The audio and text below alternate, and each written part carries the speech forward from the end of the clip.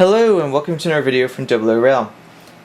This pretty interesting looking loco in front of me is the new Heljan Beyer Garratt. It's the heavily weathered version. It's got a running number of 47981. It's a specially commissioned locomotive with Hattons, so you can only get this locomotive from Hattons. It came out about a week ago, and I had it on pre-order with DHL delivery. And so it arrived here just over a week ago on Friday, and it's a fantastic loco. Unfortunately, there were a couple of problems with it, nothing too serious, but I did have to take care of a few things before I could do a review video. Now this isn't the review video. What I wanted to do was just give you a few quick tips in case you do order one of these or you have one on order and it comes. What to do before you go put it on the layout. There's a couple of things that might save you some headaches. So first of all, I would recommend that you open this loco out of the box on a table, and preferably one with a very bright background. So you can see here I'm opening this thing on a white table, and the reason I say this is that if you lose any pieces, it's a lot easier to find them on a table than trying to root around the layout. Now the second thing is this is a pretty big locomotive, so I'm about 40 feet or so from where the layout is right now. So I'd recommend, if you need to move the loco around, take the base of the Heljan box that it came in and just simply set the loco up along the side here, and you can kind of hold it at an angle with your hands underneath it so the box doesn't give way, and that way if any of the pieces fall off, you have them in the box, they're easy to find and you don't have to go rooting around. And trust me, there's enough fine detail on this loco that parts will fall off. So, the problems I had. So, first of all, the first problem I ran into was that there's these little filler caps on either side. So there's a cap here, and there's another cap here. Now, when I took this thing out of the box, the cap was not actually secured. I think it was like sitting loose like that. And so as soon as I pulled the cover off the top of it, it literally just did that. It kind of popped out. Now because it had the weathering, I think the thing was maybe a little bit stuck to the plastic sheet that was over the top of it. So this actually came flying out at me, and had I not been opening it on the table here, I would have lost this piece or spent quite some time rooting around for it. So these are loose, so it's just something to keep in mind. So you don't go insane looking for them. I'm sure Hattons will probably get quite a few requests for replacement ones, since they're very loose and very easy to lose.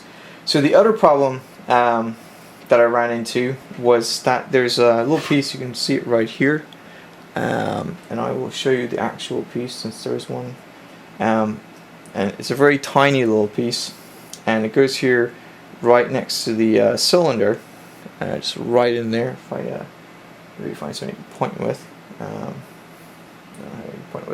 but yeah, it goes. Here's a screwdriver. It goes right in there. And the good news is that there's like a kind of a long edge on it, like right there. So you just have to apply a little bit of glue and stick it in there with some tweezers, and it'll go back in. However, I was actually missing one of those. So even though I opened it out of the box here on the table, there's one missing on this side and there's one missing on the other side, and I believe the other side was actually the side that was hidden from view in the box. And so what had happened was this gearing here, so you can see if I move it around, this had actually come loose and had fallen out of the loco. So I had to put this back in place, and it had fallen out enough that this was actually reversed. So this piece was back over on this side, so I had to very carefully put it back the right way around after looking at some photos on web and on the Hattons website. And you got to put it back in there, and then there's a piece here that goes into a hole in the body shell, and there's a piece at the end here also has to go into the body shell. So if this does happen to you, this piece goes in first, this piece goes in next, and then you line it up with the piece at the end, and then that small piece you can glue back into place right there. So that was the extent of the problem with that, and it was quite easy to fix, so I didn't think it warranted sending it back. The only other problem I had, and if I show you this, this is actually kind of a cool system. It's magnetic. So if I very carefully here pull it apart, let's come apart now. It's easier to do this way. There you go. So actually, if you saw that, I'll do it again. So just magnetically pulls apart like that. So you can see here, there's some glue and so on. And basically the piece that goes in there is this piece right here. And this piece was slightly cracked. I was able to push it back into place and glue it.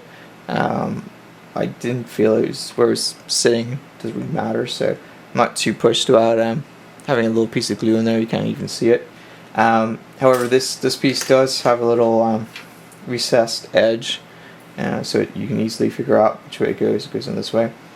And the problem with this piece, which was a bit weird, was that whoever glued it in the factory must not have let it set long enough, because it was sitting in there at an angle like that, and then this wasn't properly connected to the locomotive, so it must have been done at the factory, unless it got really knocked around in transit. So that needs to be glued back in, and I'll do that before I do the review video. And you can see here, look at that, just connects back in. So those are really the only key issues with it, that the valve gear stuff had fallen out. There's that piece that was missing. You can see it's still a little loose, but we'll hopefully fix that once that piece goes in. And like I said, yeah, that piece there was falling out at an angle. So the only other real problem I have with the locomotive is that this is supposed to be heavily weathered, and there is a pretty decent amount of weathering on it. You can see here there's weathering there. You can see that the sides though are really lightly weathered, and there's some heavy weathering along here and along the back of the tender and on either end. If I swing it around here, you can see this is weathered pretty well. These lamps actually work and they're directional, so that's pretty cool. But yeah, so that's pretty much the locomotive here. It's got the British Rail emblem on the side, the British Rail running number, so it'll fit quite nicely into the layout. Now, Heljan do say that this will work on second radius curves, and if you've seen the double oorail layout in other videos, we do have some pretty tight second radius curves, and it worked without any problems. The first few times it went around some of the second radius curves, it did seem to have to be a little sluggish, but once it got going, it seemed to be pretty okay. The only problem I've had with it is with some of the more complicated point work.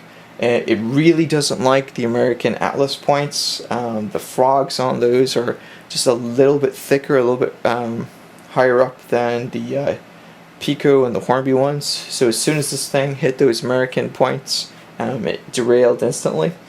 It doesn't like the non-express Hornby points, so like just the basic Hornby points. It seemed to work okay on them, but a couple of times it went over them, it would derail. And I do have some older Hornby points, so it may be the frogs on those as well. It looked to have the same problem as the American Atlas points. But other than that, it worked fine, so I think I'm going to have to run this on the new section of the layout mostly. But other than that, it's a pretty cool locomotive.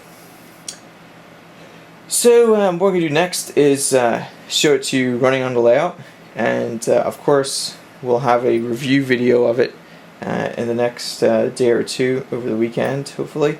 And of course, if you've looked at any of the photos of this locomotive, you'd seen by the time it was in this condition, it would have been a lot dirtier and a lot more heavily weathered. So this is looking like it's going to be a custom weathering project as well, probably over the winter. So that's about it. I don't think there's any other issues with it. I did read today in the BRM that there's bogey brakes on this that were apparently removed quite early in its operational years, so they're not appropriate for this particular livery. and they suggested removing them, but I think for now we'll just leave it alone. It should be pretty okay. I haven't seen any problems with the weathering on the connecting rods and any of this valve gear. It's not great with the weathering on it. You can see here a lot of it's shiny, so it's kind of spotty in places.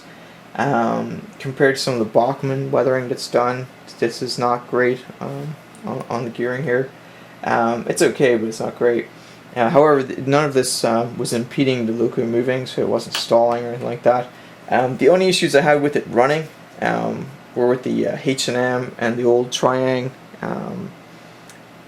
power supplies. Those, it would run for a while and it would pop the breaker on them, so I'm guessing the two motors was probably a bit too much for those power supplies. Didn't have any problems though with the cheaper and newer Bachmann analog controllers, so should be okay. So I'm going to go show you this running on the layout, and we'll do a review video shortly. So hopefully you found these tips and hints and a quick look at it useful, and if you have any comments or suggestions, please feel free to leave them at the bottom of the video. So before we go, I wanted to show you how I transport it, and this seems to be the best approach in terms of transporting it. Makes use of the box. If you lose any pieces, it doesn't really matter, you'll find them in the box. I also want to show you the leaflet that came with it. It comes with a brief history, has some instructions. As you can see here, it recommends you pick up the loco at either end and not the boiler, and the reason for this is the magnetic coupling. If you pull it with a boiler, the other two ends are most likely going to drop. It shows you how to separate the tank from either end, but they recommend you don't do that. Shows you where the fit the supplied accessories. See here, it shows you how to do it. Shows you how to fit DCC and so on. And there's also I think there's already a speaker in there for sound, so you just have to fit the decoder in there. There's also a little quick page about maintenance. It doesn't really need to be lubricated, but they show you how to do it in case you ever have to. And then of course shows you where the pickups and the cleaning is for the wheels. Now there's also a section on where to get spare parts. They don't currently have a lot of spare parts, so you send an email, they kind of root around, see what they have, and they'll get to you as soon as they can. And then on the back shows you all the different versions that are available from Hattons. So the only real disappointing part of it was the weathering. The rest of it, it's pretty cool. It's a nice loco. Alright, so we'll show it to you running on the layout, and I hope you enjoy the video.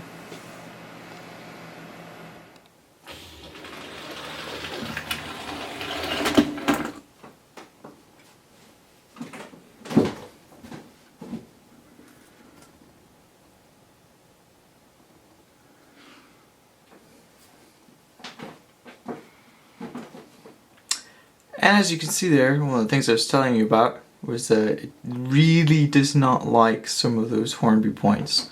So let's fix that. It's a little bit more right forward.